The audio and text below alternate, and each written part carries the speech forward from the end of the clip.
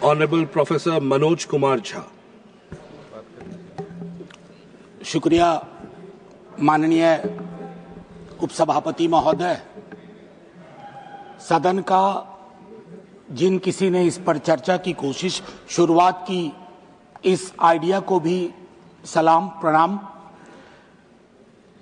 एक चीज शुरुआत में कहना चाहता हूं, हरिवंश राय बच्चन जी की आत्मकथा का एक खंड है पहला, जिसका शीर्षक है क्या भूलूं क्या याद करूं।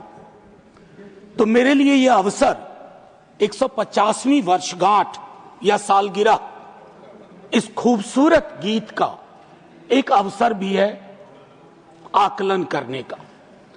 माननीय वाइस चेयरमैन साहब, ये बिला वजह नहीं है कि वर्षगांठ में एक शब्द है गांठ और सालगिरह में एक शब्द है गिरह। तो ये गिरह और गांठ को समझे बगैर 150वीं साल का उत्सव गान, उत्सव मैं समझता हूं आधा अधूरा होगा, बेईमानी होगी हम सबके बिहाफ पे। मैं क्रमशः कुछ बातें आपके समक्ष रखूंगा, कोशिश करूंगा कि मेरी बातों से किसी को कष्ट ना हो।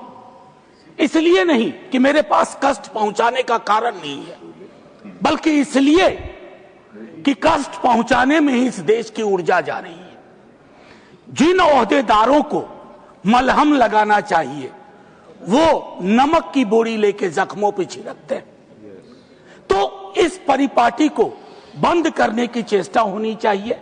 मुझे स्मरण है कि कई साथियों से जब बात होती है, सत्ता पक्ष के भी हैं, वो भी ऐसा ही विचार रखते हैं। गर्व की बात है कि क्योंकि ये गीत हमारी सांस्कृतिक और भावनात्मक एका पहचान का प्रतीक। बंगाल में लिखा गया लेकिन सरहद पार कर गया, सिर्फ इसलिए नहीं कि इसके बोल बहुत अच्छे थे। इस गीत के स्पिरिट को देखिए, इस गीत का स्पिरिट बंगाल से पंजाब पहुंचता है, जहां इसको जानने वाले लोग नहीं थे, इसके शब्दार्थ को, भावार्थ को समझ रहे थे। इसलिए मैं कह रहा हूं कि विविधताओं के बावजूद बहुलवादी संस्कृति इस देश का हिस्सा रही है।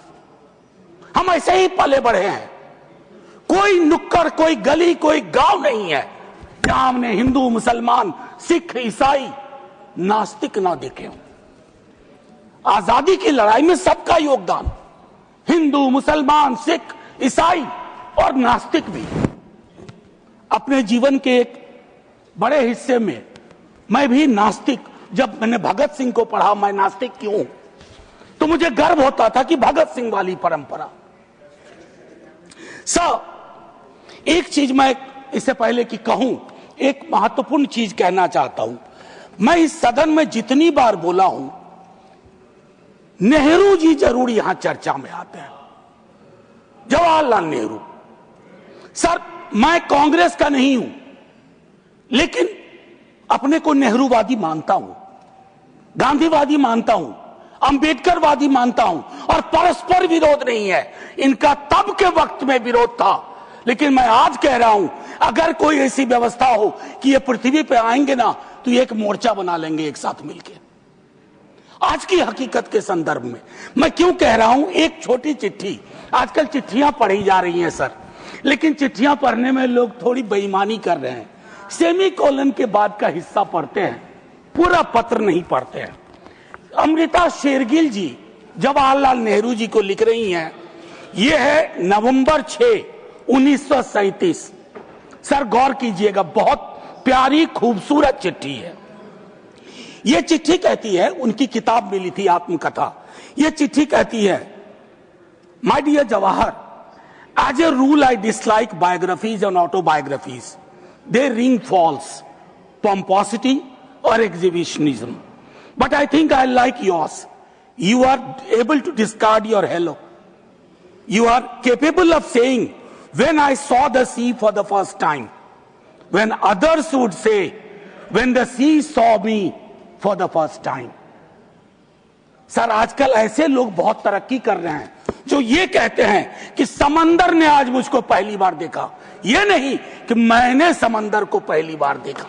ये एक महत्वपूर्ण चीज है। सर, ध्रुवीकरण आज के हमारे जीवन का हिस्सा बन गया। क्या बंकिम बाबू ने यह कल्पना की थी, उस महाकवि ने यह कल्पना की थी कि देश इतने टुकड़ों में बंट जाएगा? पार्टीशन से ज्यादा। अभी मैंने देखा चंद महीनों पहले इस देश में आई लव महाकाल और आई लव मोहम्मद में जिहाद करवा दिया गया, झगड़ा करवा दिया गया। I can love every God simultaneously, yet I want to remain in peace, in prosperity, seeking justice and getting it. ये रवायत क्यों खत्म हो रही है? सर, ये निकेन प्रकारेण चुनाव जीत जाए, मैं बधाई देता हूं।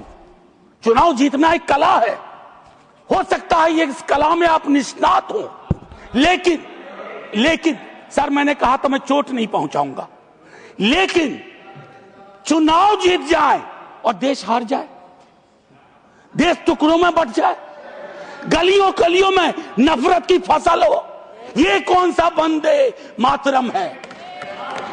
ये कौन सा वंदे मातरम है? मैं सिर्फ ये कहना चाहता हूं, चुनाव जीतने की कई पद्धतियां हैं। कुछ पब्लिक को पता है, कुछ अभी नहीं पता है, आने वाले दिनों में पता चल जाएगा, क्योंकि इस मुल्क में कोई सीक्रेट बहुत दिन छुपता नहीं है।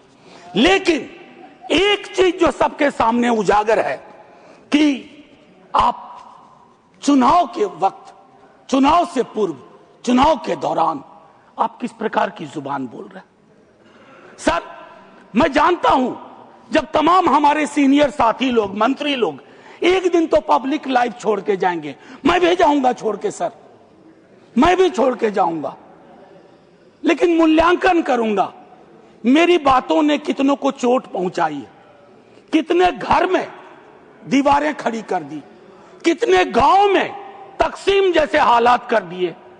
मैं वंदे मातरम के माध्यम से कश्मीर पे बोलूंगा, शाम में मेरी ट्रोलिंग हो जाएगी, मैं नहीं बोलूं क्या?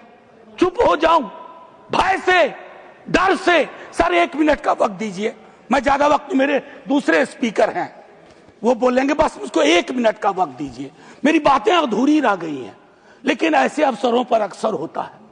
सालगिरह जरूर मनाएं, गिरह का ध्यान रखें, वर्षगांठ जरूर मनाएं, गांठों का ध्यान रखें, और अगर वो न कर पाए तो इतना जरूर करें, इन महापुरुषों को, इनकी रचना को अपनी राजनीति का अवसर न बनाए, औजार न बनाए। और एक आखिरी टिप्पणी करूंगा, पहले भी कह चुका हूं। सर, इस सदन में पक्ष विपक्ष दोनों तरफ महापुरुषों को याद करने वाले लोग हैं।